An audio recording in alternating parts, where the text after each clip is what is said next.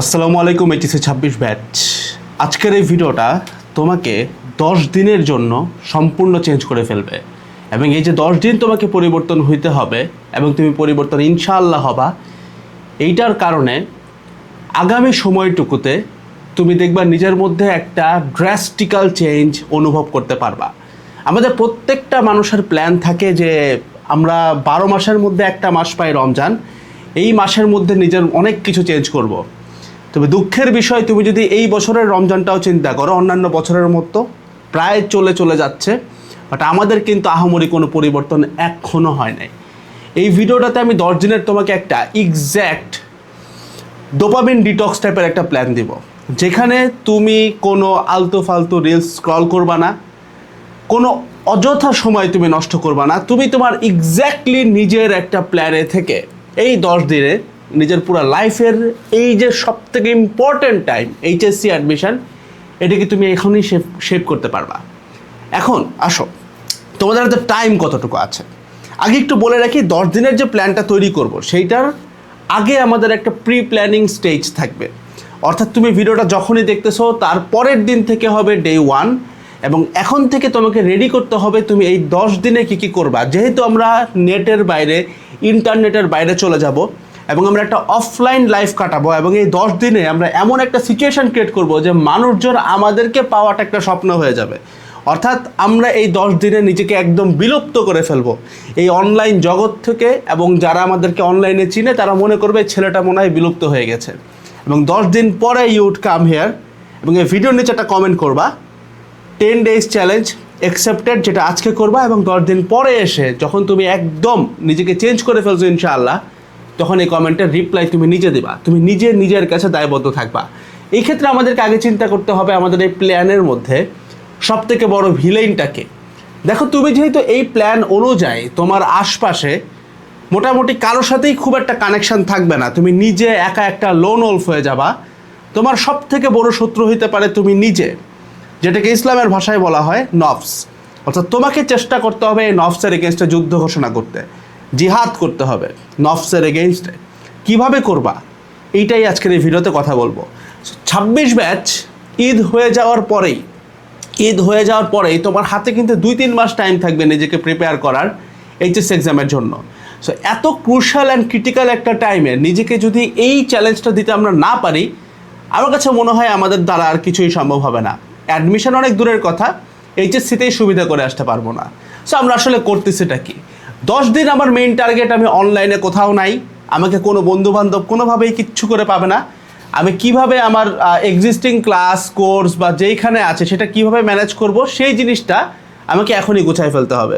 So এখন আমরা আছি প্রি প্ল্যানিং স্টেজে, অর্থাৎ 10 দিন আমরা কী কী করবো সেটার জন্য আমরা আমাদের ম্যাটেরিয়ালগুলো গুছায় রাখতে হবে। সো হইতে পারে আমি কোনো একটা লাইভ কোর্সে আছি, লাইভ ক্লাসে আছি, সেই কন্টেন্টগুলো তো আর এখন চাইলে ডাউনলোড করতে পারবো না, কারণ লাইভ ক্লাস হয়ে যাওয়ার পরে সেটার রেকর্ডেড আমরা ডাউনলোড করব। সো সেটার জন্য আমাদেরকে 10 দিনের মধ্যেই প্রতিদিন অ্যাটলিস্ট 1 ঘন্টার মতো টাইম রাখতে হবে, যেই টাইমটা আমি অনলাইনে আসবো 1 আওয়ার। এই 1 ঘন্টাতে আমি জাস্ট এই একটা রুল বাদ দেওয়া যাবে না। এই 1 ঘন্টা আমি অনলাইনে আসবো এবং আমি যেখানে ক্লাস করি সবগুলো ক্লাস আমার ফোনে ডাউনলোড দিব বা আমার ডিভাইসে ডাউনলোড দিব। এবং এই যে ডাউনলোড হচ্ছে ঘন্টাখানেক সময় লাগবে, এই ঘন্টাখানেক সময়ের মধ্যে আমার যতটুকু দেখার যা আছে, যে ফেসবুকে কারো সাথে কথা বলতে হবে, একটা মেসেজের উত্তর দেওয়া দরকার ছিল, কারোর সাথে যোগাযোগ করা দরকার ছিল, যাবতীয় যা আছে সব কিছু করে ফেলবো।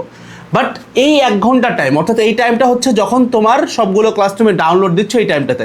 যেমন আমাদের সিআরবির যে ক্লাসগুলো, আমরা তো এগুলো রেকর্ডেড প্রোভাইড করি। সো তুমি প্রতিদিন যেটা করবা, ক্লাসগুলো ডাউনলোড দিয়ে রাখবা। আর এই প্রি প্ল্যানিং স্টেজে তুমি এক্স্যাক্টলি জানবা যে আগামী 10 দিনে আমি এক্স্যাক্টলি কোন বই পড়বো। সেই বইগুলো তোমার টেবিলের সামনে চলে আসতে পারে, এগুলো আর কি কিছু সাপ্লিমেন্ট আমার এই টেবিলের সামনে পড়ে থাকে। সো এরকম যে কয়টা বই তুমি দেখবা, এক্স্যাক্টলি এই বইয়ের বাইরে তুমি আর কিছু দেখবা না, সেগুলো তোমার টেবিলের সামনে থাকবে। সো দ্যাট তুমি প্রতিদিন এই ভিশনটা পাও যে এক্স্যাক্টলি আমি এই কয়টা দিন কী পড়বো, কী করবো। অনুরূপভাবে তোমার যতগুলো ক্লাস রেকর্ডেড দেওয়া আছে, যেমন সিআরবির ক্ষেত্রে ফাউন্ডেশন ক্লাসগুলো, সেগুলো তোমাকে এখনই সবগুলো ধরে আমাদের ওয়েবসাইটে ডাউনলোড ফিচার আছে, ডাউনলোড দিয়ে রেখে দিতে হবে। এবং এই যে 10টা দিন, এই 10 দিনে তুমি কোনোভাবেই অনলাইনে কোনো সময় নষ্ট করতে পারবা না। আসো এবার দিনে চলে যাই। আমরা এখন আছি ডে 1-এ। ডে 1 সব কিছু ঠিক মতো হবে না, আমরা যেরকম চিন্তা করব সেরকমটা পাবো না। দ্যাটস ওয়াই আমরা একটু রিয়েলিটির আশপাশে থাকার চেষ্টা করব। যেহেতু আমি এতদিন অনেক সময় নষ্ট করছি, হুট করে আমি একদম চেঞ্জ হয়ে যেতে পারবো না। কিন্তু ডে 1 হবে একটা গেম চেঞ্জিং দিন। এই দিন আমার প্ল্যান থাকবে, আমি যাই করি না করি সোশ্যাল মিডিয়ায় স্ক্রলিং করব না। ছোট্ট একটা কাজ, জাস্ট এতটুকু নিজের নফসকে বোঝাইতে হবে, যাই করি না করি আমি কোনোভাবে সোশ্যাল মিডিয়ায় স্ক্রল করব না। ভাই অনেক স্ক্রল করতে ইচ্ছা করতেছে, কি করব? এক্ষেত্রে খুব সিম্পল একটা ব্রিদিং রিদম তোমাকে আমি শিখিয়ে দিই। এইটা যদি করতে পারো কাজ হয়ে যাবে। ধরো আমি আমার ফোনে হচ্ছে স্ক্রল করতেছি, মানে কোনো একটা কারণে শয়তানের প্ররোচনায় বলো, নফসের প্ররোচনায় বলো, আমি চলে গেছি। হুট করে মাথা আসলো, আরে আমি তো 10 days চ্যালেঞ্জে ছিলাম, ড্যাম। সো স্টপ, কাজ বন্ধ, সাথে সাথে স্টপ। এবার এরকম করে যতবার তুমি শ্বাস নিতে পারো তত ভালো। মোটামুটি 10 বার নিতে পারলে ব্রেনটা রিস্টার্ট হয়ে যায়। এটা হচ্ছে ব্রেন রিস্টার্টের উপায়, মানে রিসেট করা যায়। এরকম করবা 10 বারের মতো। 10 বার করার পর এবার তুমি এক্স্যাক্টলি চিন্তা করবা যে আমি রিলস দেখতেছিলাম কেন, আমি কাকে ধোকা দিচ্ছি, নিজেকে ধোকা দিচ্ছি, বুঝলাম। এবার এক্স্যাক্টলি ডিসাইড করবা যে আমি কি করতেছিলাম, আমি কি করব এখন, এবং এটা কেন করব, করলে আমার লাভটা কি। সেই আমি এখান থেকে টেস্ট পেপার সলভ করতেছিলাম। টেস্ট পেপার সবার ক্ষেত্রে আসে না, অনেকের গার্ডিয়ান সাপ্লিমেন্ট কিনে দিছে, চলবে, একই কথা, বোর্ড কোশ্চেন পাওয়া গেলেই চলছে। তো আমি যখন ফোনটা স্ক্রল করলাম, সাথে সাথে বন্ধ করলাম, সাথে সাথে ইনস্ট্যান্টলি ডিপ ব্রেথ নিলাম 10 বারের মতো। দেন এবার চিন্তা করলাম আমি কেন টেস্ট পেপার সলভ করবো, কারণ এখান থেকে বোর্ড কোশ্চেনগুলো পারলে আমার বোর্ডে সিকিউ কমন আসবে। তাহলে আমি কি করব, এবার মাইন্ডফুলি নিজে চিন্তা করে আমরা এই কাজে এখন ঢুকবো, এবং আমি মাথায় সেট করা যে আগামী 2 ঘন্টা আমি টানা এটা দাগাবো বা টানা এটা সলভ করবো। So this is the system, যে আমি ডে 1-এ কী করতেছি। সো তোমার ডে 1-এর অবজেক্টিভ তুমি একটু খাতায় নোট ডাউন করে রাখো, don't scroll your device, just এতটুকু তোমার অবজেক্টিভ। এইটুকু যদি তুমি না করতে পারো, আমরা ইসলামে একটা নিয়ম শিখি যে নিশ্চয়ই নামাজ মানুষকে সকল প্রকারের অশ্লীল কাজ থেকে বিরত রাখে। আমরা নামাজ পড়ি 5 ওয়াক্ত, তুমি যদি জাস্ট ফোন স্ক্রলিংটা বন্ধ রাখতে পারো, এই একটা জিনিস তোমার অটোমেটিক্যালি দেখবা ডে 1-এ তুমি এখন যা পড়ছো, আজকে যা পড়ছো তার থেকে অনেক বেশি পড়ে আসবা, অনেক বেশি আউটপুট তুমি গ্যাদার আপ করে নিয়ে আসবা। সো জাস্ট এই জিনিসটা, জাস্ট একটা না বোধক জিনিস তোমার পুরো দিনটা সেভ করতে পারে। সো প্রথম দিন জাস্ট ফোন স্ক্রল করবো না। আমি এর বাদে তুমি আর কি করবা, তোমার জীবন থেকে যদি এখন ফোনটাকে কেড়ে নিই, তাহলে তুমি আর কি করতে পারবা সারাদিন? ইবাদত করার পরে তোমার আর একটা কাজই থাকে, সেটা পড়ালেখা করা। সো অটোমেটিক্যালি পড়ালেখা হবে। বাট ডে 1-এ আগে মাথায় রাখতে হবে, তুমি যদি একদম পুরা ঢাইলা পড়তে চাও, তুমি এটা পারবা না। সো নিজেকে ডিসঅ্যাপয়েন্ট করার কোনো দরকার নাই। তুমি জাস্ট জানবা যে আমি ফোন চালাবো না। এখন ফোন চালাচ্ছি না, কিন্তু আমার ভাই একটু ডিস্ট্র্যাক্টেড মনে হচ্ছে, আব্বা আম্মার সাথে একটু কথা বলি, একটু বাবার সাথে হেঁটে আসি, অনেক কিছু হইতে পারে, বা একটু নিচে হেঁটে আসি ফোন ছাড়া। সো এই কাজগুলো তুমি করতে পারো। এটা হচ্ছে ডে 1। ডে 1-এ নিজেকে এতটুকু করতে অ্যালাউ দেওয়া যেতে পারে, অ্যালাউ করা যেতে পারে। তবে একটা জিনিস অ্যালাউড না, নো ফোন, নো ডিভাইস, ঠিক আছে? জাস্ট ওই যে 1 ঘন্টা টাইম তুমি যে ক্লাসগুলো ডাউনলোড করে রাখলা, ক্লাসগুলো ডাউনলোড করে রাখলাম কবের জন্য? ডে 2-এর জন্য। ডে 2 চলে আসছে। ডে 2-তে আমার যদি ফোন স্ক্রল করার একান্ত ইচ্ছা করে, সেই স্ক্রল করার সময়টা কখন? শুধুমাত্র যখন আমি রাতের একটা টাইম বা বিকালের একটা টাইম, যখন হয়, বিকাল হলে বেস্ট হয় আর কি। তাহলে হয় কি, বিকাল টাইমটা আমরা রোজা রেখে একটু ক্লান্ত থাকি। সো বিকাল টাইমে তুমি ঘন্টাখানেকের মতো সময় পাবা ডে 2-তে জাস্ট স্ক্রল করার জন্য, এবং ওই টাইমে তুমি খালি ক্লাসগুলো ডাউনলোড দিবা। এই হচ্ছে ডে 2। এখন ডে 2-তে তোমার পড়ার টার্গেট থাকবে ম্যাক্সিমাম 10 ঘন্টা। 10 ঘন্টা ক্রস করতে আমি বলবো না, 10 ঘন্টা ক্রস করার কোনো দরকার নেই। 6 থেকে 7 ঘন্টা হচ্ছে অ্যাভারেজ টাইম ডে 2-এর জন্য। 6 থেকে 7 ঘন্টা আমি কী করব? আমি 6 থেকে 7 ঘন্টার ভিতরে কোনো ক্লাস করতে পারি, আমি নিজে পড়তে পারি, এই দুইটাই তো হবে। এখন এই যে দুইটা করলাম আমরা, আমাদেরকে মাথায় রাখতে হবে ডে 2-তে আমরা যা করছি তার যেন একটা আউটপুট হয়ে যায়। আউটপুট বলতে কি ভাই, আমি তো পড়ছি, পড়া তো আমার মাথায় আছে, তো এটা আউটপুট আমি বুঝবো কেমনে? এক্স্যাক্টলি। সো তোমার মাথায় আছে, মাথা তো কোনো মানে পার্মানেন্ট স্টোরেজ না, বাইর হয়ে যাবে। সো তুমি কি করতে পারো, যা করছো, যা পড়ছো, তাই একটা সুন্দর মতো ছোট্ট একটা খাতা, দিস্তা কাগজ, যেমনে পারো নোট করে ফেলতে পারো। নোট করলে তোমার যে সুবিধাটা হইতেছে, তুমি যে নোট করে ফেললা বস, তোমার কিন্তু এটা একটা পার্মানেন্ট স্টোরেজ হয়ে যাচ্ছে। অর্থাৎ এই জিনিস ছেঁড়া নষ্ট না হওয়ার আগ পর্যন্ত কিন্তু নোট থাকবে, এবং তোমার থিওরি থাকবে একটাই, আমি যা পড়ছি এটা পড়ার জন্য আমার পুরো দ্বিতীয় দিন চলে গেছে, একটা দিন পুরো চলে গেছে। সো নেক্সট টাইম আমি যখন এটা রিভাইজ দিব তখন এই একটা দিনের বদলে আমি জাস্ট রিভাইজটা আমি 1 ঘন্টার মধ্যে দিব, অর্থাৎ একদিনের পড়া আমি 1 ঘন্টা রিভাইজ দিব। কবে রিভাইজ দিব সেটাতেই আসতেছি। এবার চলে আসলাম ডে 2, কিন্তু আমাদের শেষ। ডে 2তে আমরা যা পড়ছি তার জন্য এমন একটা কম্প্যাক্ট নোট তৈরি করছি, সেইটা যেন আমি ডে 3তে ডে 4-এ 1 ঘন্টায় রিভাইজ দিতে পারি। এবার ডে 3 আসলো। ডে 3তে আমাদের পড়ার অ্যামাউন্ট 6-7 ঘন্টাই থাকতেছে, কোনো সমস্যা নেই, বাড়ানো দরকার নেই। 6-7 ঘন্টা ফোকাস দিয়ে পড়ে দেখো, জীবন চেঞ্জ হয়ে যাবে। 6-7 ঘন্টায় পড়বো। এবার সাথে একটা জাস্ট এক্সট্রা 1 ঘন্টা অ্যাড হবে। 1 ঘন্টা তুমি ডাউনলোড করবা ক্লাস, 6-7 ঘন্টা তুমি নিজে পড়বা, আর এক্সট্রা 1 ঘন্টাতে ডে 1 আর ডে 2তে তুমি যা পড়ে আসছো তার রিভাইজ দিবা। ভাই 1 ঘন্টা রিভাইজ দেওয়া পসিবল? হ্যাঁ পসিবল, যদি তোমার কম্প্যাক্ট নোট তৈরি হয়। ঠিক আছে, আমি একদম ডাটা দিয়ে তোমাকে বলি।